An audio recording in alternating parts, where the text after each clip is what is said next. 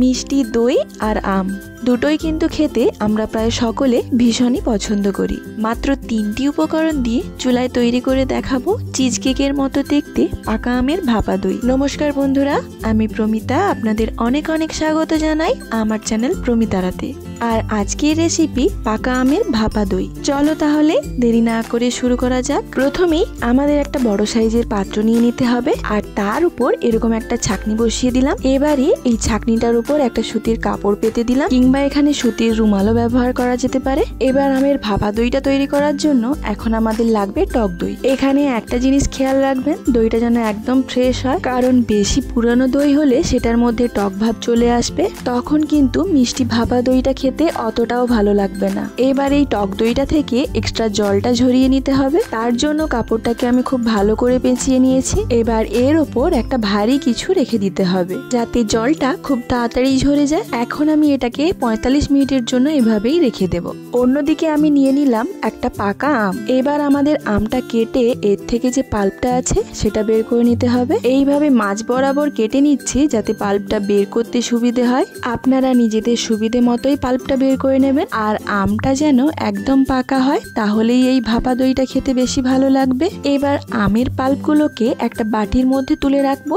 এভাবেই পুরো আমটা থেকেই পাল্পগুলো বের করে নিয়েছি। এবার আমের পাল্পগুলোকে একটা মিক্সার জারের মধ্যে নিয়ে নিচ্ছি, কারণ এই আমটাকে খুব ভালো করে ব্লেন্ড করে নিতে হবে। তাই কোনো রকম জল না অ্যাড করে একটা স্মুথ পেস্ট বানিয়ে নিলাম। এখন এদিকে আমার জল ঝরানো টক দইটাও একদম রেডি। আপনারা চাইলে এর পরিবর্তে বাজার থেকে হাঙ্কারটাও কিনে আনতে পারেন। এবার একটা বড় পাত্রের মধ্যে মেজারিং কাপের মাপ করে 1 কাপ জল ঝরানো টক দই নিয়ে নিলাম। এখন একটা হ্যান্ড উইক্সের মাধ্যমে এই দইটাকে খুব ভালো করে ফেটিয়ে নেব, যাতে দইয়ের মধ্যে যে একটা দানা দানা ভাব আছে সেটা যেন একদমই না থাকে, একটা স্মুথ ক্রিমি টেক্সচারে যেন পরিণত হয়। এখন দেখুন দইটাকে আমি খুব ভালো করে ফেটিয়ে নিয়েছি। এবার এর মধ্যে দিয়ে দিচ্ছি 1/2 কাপ কনডেন্স মিল্ক, আর আমের যে মিশ্রণটা বানিয়ে রেখেছিলাম সেটাও এর মধ্যে দিয়ে দেব। এবার এই সবকিছু খুব ভালো করে মিশিয়ে নেব।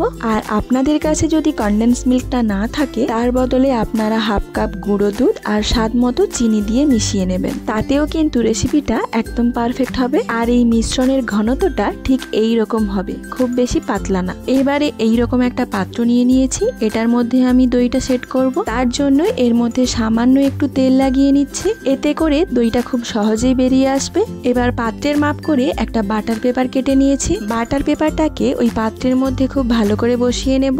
এবার তৈরি করে রাখা মিশ্রণটা পুরোটাই এর মধ্যে দিয়ে দেব। তারপর একটা ফয়েল পেপার দিয়ে এটাকে খুব ভালো করে ঢেকে দেব, কারণ আমরা যখন এটাকে স্টিম করব এর ভেতরে কোনো রকম জল যেন না যায়। তারপর এখানে একটা কড়াইয়ের মধ্যে জল দিয়ে খুব ভালো করে ফুটিয়ে নিয়েছি। তারপর একটা স্ট্যান্ড বসিয়ে ওই দইয়ের বাটিটা খুব সাবধানে বসিয়ে দিলাম। এখন এটাকে ঢাকা দিয়ে গ্যাসের ফ্লেমটাকে মিডিয়ামে করে রাখবো, আর এটাকে 30 থেকে 35 মিনিটের জন্য স্টিম করে নেব। 30 মিনিট ভালো করে স্টিম করে নেওয়ার পর আমি এখন এটাকে খুলেও দেখাচ্ছি আপনাদের। তারপর এভাবেই এটাকে ঠান্ডা করে নেব। তারপর ফ্রিজে রেখে দিতে হবে 1 থেকে 1.5 ঘন্টার জন্য। 1.5 ঘন্টা পর আমি এটাকে বের করে নিয়ে এসেছি। এখন দেখুন এটা কতটা সুন্দর সেট হয়ে গেছে। এবার একটা ছুরি দিয়ে সাইডটা আলগা করে নেব, যাতে এটা খুব সহজেই বের হয়ে আসে। এবার এটাকে একটা প্লেটের মধ্যে সার্ভ করে নিচ্ছি। এবার এটাকে আরো সুন্দর আকর্ষণীয় করে তোলার জন্য আমের কিছু স্লাইস দিয়ে ডেকোরেট করে নিচ্ছি। এখন আমাদের পাকা আমের ভাপা দই খাওয়ার জন্য একদম রেডি। এই প্রচন্ড গরমের মধ্যে যদি এইরকম ঠান্ডা ঠান্ডা দই পাওয়া যায়, তাও আবার আমের ফ্লেভারে, তাহলে তো কোনো কথাই নেই। ভিডিওটা ভালো লাগলে লাইক, কমেন্ট, শেয়ার, সাবস্ক্রাইব করতে ভুলবেন না। আর ফেসবুক, ইনস্টাগ্রাম থেকে দেখে থাকলে পেজটি ফলো করে পাশে থাকার অনুরোধ রইল। আজকের ভিডিওটা এই পর্যন্তই। দেখা হচ্ছে পরবর্তী কোনো নতুন ভিডিও নিয়ে। ধন্যবাদ।